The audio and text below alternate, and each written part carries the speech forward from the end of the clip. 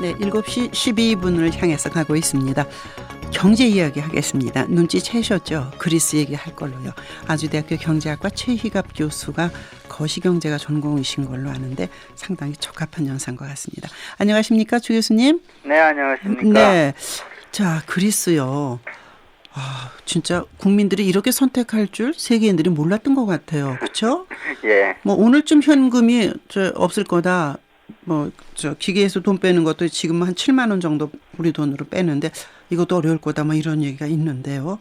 유로존 탈퇴 가능성에도 채권단의 긴축을 거부하는 선택을 했는데 국민들의 착각이다 이렇게 보여는지인데 왜 그랬을까요? 글쎄 저희 우리나라가 외환위기 닥쳐서 금모으기 운동까지 했었던 경험에 비춰보면 좀 고개가 갸우뚱한 일들이 연속으로 벌어지고 있습니다. 네. 일단은 채권단 안을 국민투표에 붙인 것도 그렇고요. 네. 또 사전 여론조사하고 정반대로 이제 채권단 긴축을 거부하는 선택도 생겨나 버렸고요. 그렇죠. 거기다가 최대 채권국이라는 독일의 메르켈 총리는 또 그리스 국민의 결정을 존중한다고 했고요. 네. 7일에는 이전까지 전혀 없었던 그리스 문제를 논의할 유로존 긴급 정상회의까지 또 열리게 되었습니다. 아, 네. 우리 입장에서는 다 이상스러운 일들이죠. 그렇죠. 근데 이제 우리가 유럽연합을 볼 때 좀 조심스럽게 보아야 할 여러 가지 이유가 있습니다. 네. 근데 이제 이번 그리스 사태가 이걸 단적으로 보여주는데요. 네. 사실 유럽연합이나 이제 거기에 소속된 개발 국가들이 경제를 운영하는 방식을 보면 우리하고 사뭇 다릅니다. 네. 그래서 일반적인 시장 경제와 달리 어쨌든 중요한 이해관계자 간의 끊임없는 협의가 정말 끝없이 이어집니다. 네. 그게 이제 갑의 입장에서건 또는 을의 입장에서건 다시 말해 채권단이건 채무국가든 상관없이 서로 할 얘기 다 하고 또 참고 기다립니다. 네. 그래서 우리가 이제 유럽에서 이제 재정위기나 디폴트나 또는 그렉시트나 이런 경제적 변화를 해석할 때 네네. 상당히 조심해야 됩니다. 그래서 함부로 극단적인 상황이나 종말적 상황을 상정하는 것은 그리 현명하지는 않은 것 같습니다. 아, 그렇군요. 그런데 일단 뭐 그동안은 많이 빌려가고 참았으니까 이제는 갚아라. 그럼 갚지 못할 거면 너희들 연금 주는 거 100% 주는 거 뭐 반으로 깎아라. 뭐 세금을 더 어떻게 해라. 이렇게 요구한 것을 거부했을 때는 그다음 뭐 선택이 있을 거라고 생각한 거 아닐까요? 그게 이제 채권단은 또 그 내용을 들어보고 또다시 협의에 또 들어간다는 게 참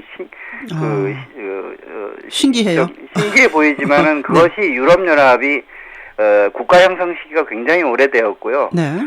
또 유럽연합 자체가 형성된 것 자체가 그런 역사를 갖고 있습니다. 굉장히 긴 시간과 네. 노력과 점진적인 변화를 통해서 이렇게 했었거든요. 그게 네. 이제 유럽연합의 중요한 특징입니다. 아, 그런데 이제 뭐 유럽이 땅덩어리가 다 붙어 있고 여기서 여기까지 뭐 국경이라고 해도 그냥 자유롭게 왔다 갔다 있고 이러한 특성 때문에 그렇지만 예. 다른 국가들이 그리스의 이런 선택에 있어서 보이는 반응은 지금 어떻습니까?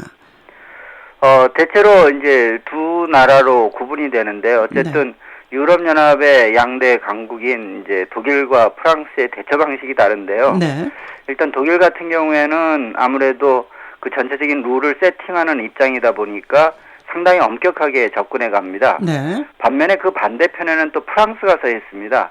프랑스가 사실은 이전에 그리스와 유사한 사태가 한번 처한 적이 있었는데요. 네. 사실 유럽연합 입장에서 상당히 난감했습니다. 하지만 굉장히 많은 양보를 또 프랑스는 얻어냈고요. 네. 그리고 이번 사태에서도 프랑스는 그리스에 대해서 상당히 관용적인 태도를 끊임없이 보여줍니다. 그래서 채권 그 삭감안도 채무 삭감안조차도 어느 정도는 수용해야 되지 않겠냐라는 그런 얘기를 끊임없이 흘리고 있습니다. 그러니까 빚을 깎아주는 거죠, 그거는. 그렇습니다. 네, 그리스가 진 빚 그것도 뭐 억 단위가 아니고 조 단위로 깎아주고 뭐 이러는 건가 봐요. 네, 그렇습니다. 네.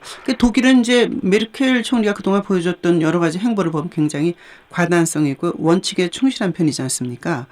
근데 두 나라가 그러니까 프랑스하고 독일이 뭐 전화회담도 하고 지금 그런다는데 둘이 결정하면은 따라가는 건가요? 또 그게 그렇지 않습니다. 어쨌든 유럽의 모든 의사결정은 어쨌든 28개국이 합의를 해야 되만 가능한 구조죠. 네. 그 사이에 끊임없이 그 협의를 이끌어내는 것이 이제 한편에서는 프랑스가 있고 또 다른 한편엔 독일이 있습니다. 네. 그래서 사실 그 모든 협의 과정을 거치다 보다 보면 결국 자연스럽게 시간이 걸리고 그 와중에 돌발 사태가 발생하면 또 그걸 또 수용하고 그런 묘한 그 긴 협의의 과정이 사실은 있게 됩니다. 그렇군요. 기협이라는 건 참 빨리빨리가 특성 지어진 우리로서는 상당히 지루하고 또 그런 협의 과정에서 누수 현상도 있을 거기 때문에 상황은 더 나빠지는 거 아닌가 싶은데요. 치프라스 총리의 주장대로 자, 여러분이 국민이 반대하면 더 좋은 협약을 할 수 있는 카드를 내가 갖고 있는 거다. 이런 얘기인데 어떻게 보십니까? 아마 세 가지 점에서 이제 좀 더 개선된 협약이 가능하리라고 보이는데요. 네.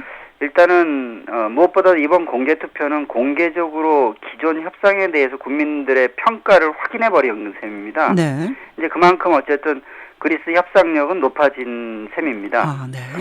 두 번째는 그동안 이제 그 협상 과정에서 강경파로 채권단을 골치 아프게 했던 그리스 재무장관이 사임하는 모습을 보여줬습니다. 네네. 그래서 채권단에도 약간의 그 협상의 기술적 걸림돌을 완화시켜줬고요. 아, 네. 세 번째는 이번 협상에서 논란이 끊임없이 되어왔던 채무 삭감안이 어쨌든 다양한 경로로 협상 테이블 위로 올려지고 있습니다. 네네. 물론 이것이 그대로 실현될 가능성은 다시 따져봐야겠습니다만 그 사이에 이제 채무 삭감안이 불가피하다는 그 IMF 보고서도 있었고요. 네. 또 프랑스도 언론의 이런저런 방식으로 수긍하는 태도를 끊임없이 보여주고 있습니다. 네네.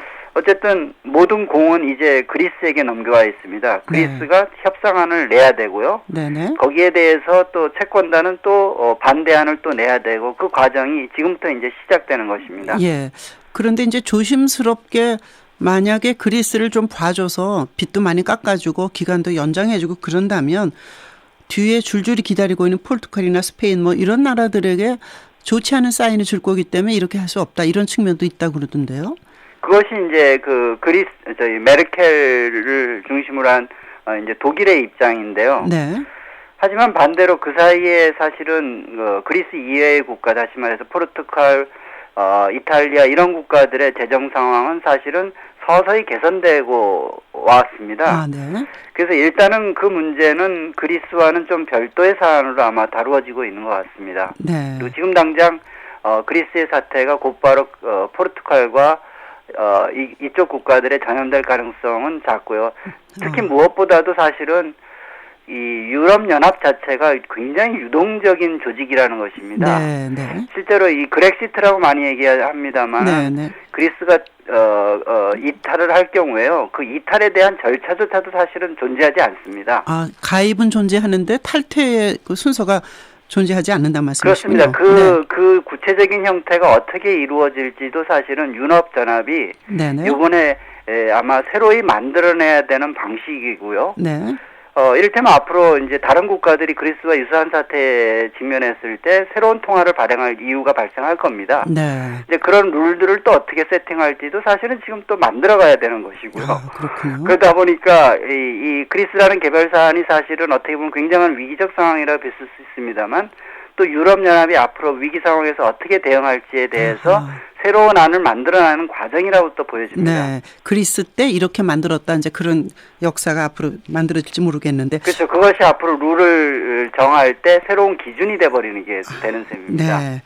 그리스가 이제 20일 만기가 되는 그 유럽 중앙은행 부채 상환에 실패하면 긴급 뭐 자금을 끊을 거다 이런 얘기들도 있는데 지금 그리스를 디폴트 상태다 이렇게 봐야 될 건지 그때 디폴트라고 봐야 될 건지 어떻게 봐야 되나요? 이제 그 점도 좀 조심스러워야 되는데요. 네, 국가 부도라는 얘기죠. 예, 그 국가 부도라고 하면 우리는 극단적인 상황을 상정을 하는데요. 네네. 디폴트라고 해도 과연 이게 디폴트라고 부를 수 없는 상황이 계속 이어지게 돼 있습니다. 네. 22 부채 상환건도 그런데요. 네네. 사실은 이것은 이제 그 유럽 중앙은행과 그리스 정부 간의 관계입니다. 하지만 지금 이제 문제가 어떻게 되냐면요. 네네. 그 그리스 은행들이 그 유럽 중앙은행에 그 담보로 맡기면서 끊임없이 긴급 유동성 지원을 받아왔습니다. 네. 그런데 이 담보물에 대한 평가가요. 네. 과연 그리스 정부가 대외 채권에 대해서 채무 상환을 끊임없이 해왔느냐인데 20일이 되면은 만약 그리스 정부가 채무 상환을 못하면 이 담보 채권에 대해서 평가를 다시 변경해야 됩니다. 그럴 만한 사안이 발생을 하기 때문이죠. 네. 그런데 그 평가를 어떻게 할지는 또 유럽 중앙은행에 달려 있습니다. 복잡해요. 자, 우리 얘기하겠습니다. 시간이 얼마 없어서요. 예. 어제 그 서울은행회관에서 주영한 기재부 1차관 주재로 이제 거시경제 금융 회의가 있었는데 예. 어떤 대책이 어제 나온 건가요?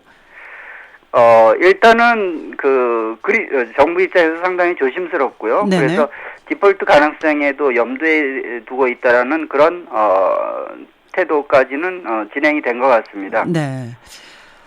참 신들의 나라, 신화의 나라, 올림픽이 시작된 나라, 전설의 나라. 그 유적만 봐도 정말 신에게 가까이 간 것 같은 그리스가 이렇게 되다니 참. 아이고 고맙습니다. 너무 복잡하고 어려운데 일단은 참 유럽은 복잡하고 그리스 사태가 하루아침에 끝날 것 같지는 않다는 말씀으로 정리해도 되겠죠? 네. 고맙습니다. 아주대학교 경제학과의 최희갑 교수였습니다. 7시 23분입니다.